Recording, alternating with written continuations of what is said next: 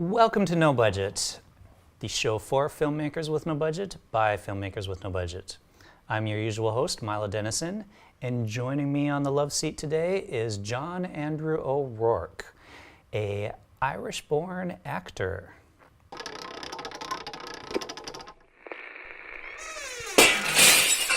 So welcome to the show, John. Thanks for having me, Milo. All Great right. to be here. What got you into acting? Like, what motivated you to go into a career that you won't make any money at? Yeah, well, that is true.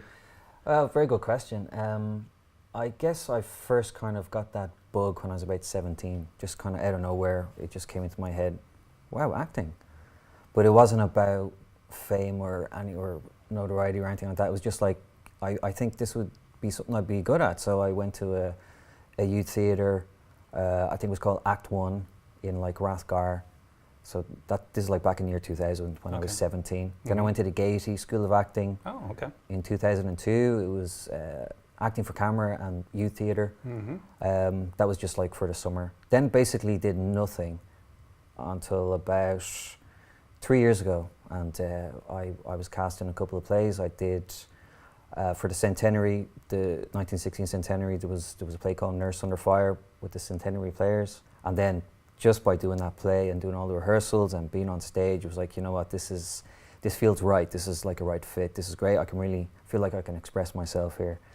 And then I tried to get into Bow Street that year for the full-time course. And went in, auditioned, wasn't successful. I tried again to get into Bow Street earlier this year for the part-time course. I wasn't successful. I went again to apply for Bow Street in July. So I came into yourself. You helped me record my self-tape, headshot, and I got in.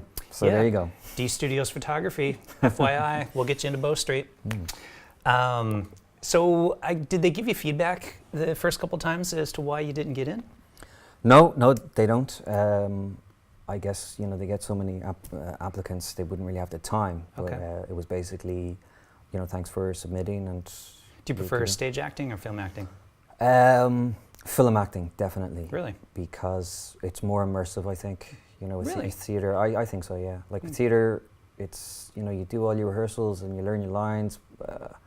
I find it's more a thankless thing in comparison, because it's kind of, once you do your show, that's it, it's gone. It's kind of lost in history. In film, it's there forever. There's always a record of it. And I is guess that a good, is that always a good thing? Yeah, I mean, as long as it's not The Room, you know what I mean? Okay, you're in school now, and without getting into like, you know, too much detail about like their specific program or anything like that, do you feel that there's a value to be added for people that prefer to like study in a school versus kind of getting out there and learning on their own? Because being an actor, that is one nice thing. It's not like being a doctor where you have to spend 8 years in school in order to be a doctor. You can go out, audition, and kind of get roles and stuff like that. Yeah, some people are naturally talented. Like there was a film called American Honey. The name of the director and the lead actress escapes me, but she was found. The director was just walking along and saw this girl, I think it was on Venice Beach or something, and just it was all about her look, and you took her in, and now she's like an A-lister in Hollywood, you know. That needs to happen to me. Yeah. Apparently, I heard Edward. I don't know if this is true, but I heard Edward Furlong from the Terminator 2. Yeah. But to answer the other part of your question, like absolutely, to get, you know, proper formal training is definitely beneficial. Well, for myself, it's very beneficial, because even going into Bow Street, I had my own ideas, and I guess you could say my own bad habits of like, well, I've been conditioned to think acting is this way or this way, and I can't obviously go into specifics, but all I can say is, you know, Bow Street has its own unique way of training, and I find their way very, very helpful, and it's I've completely changed my game because I look at it now a different way, and it really helps. Yeah. Okay.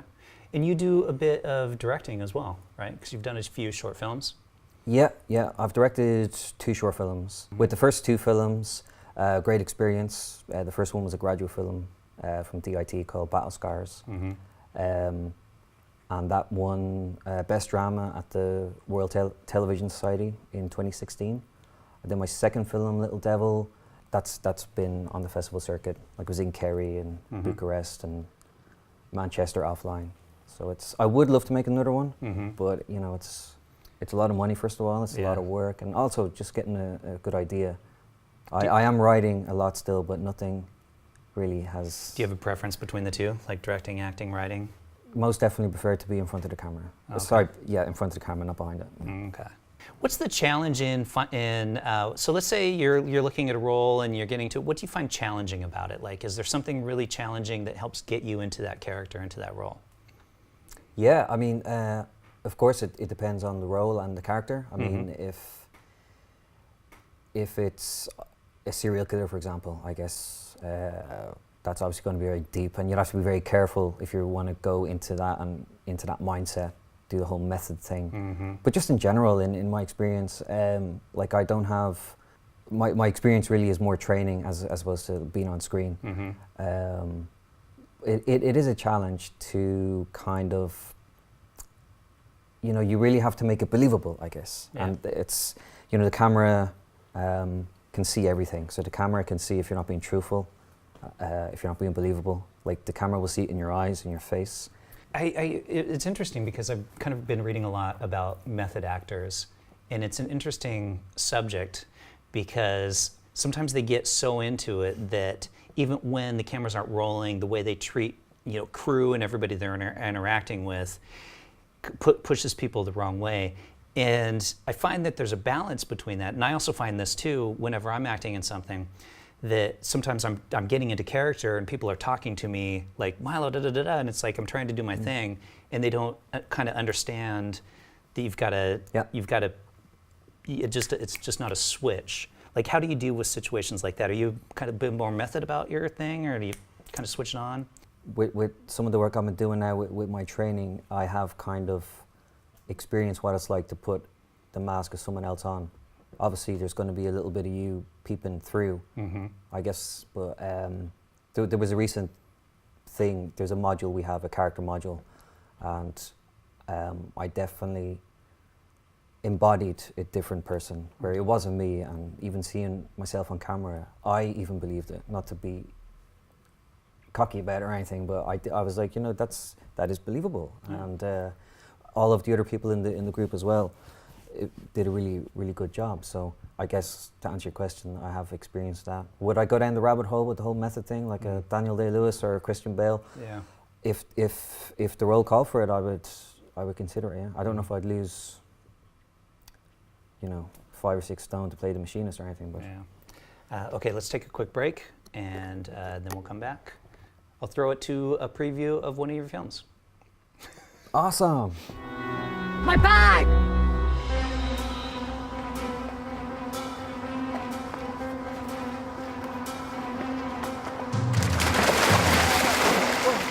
Whoa, Jungfrau!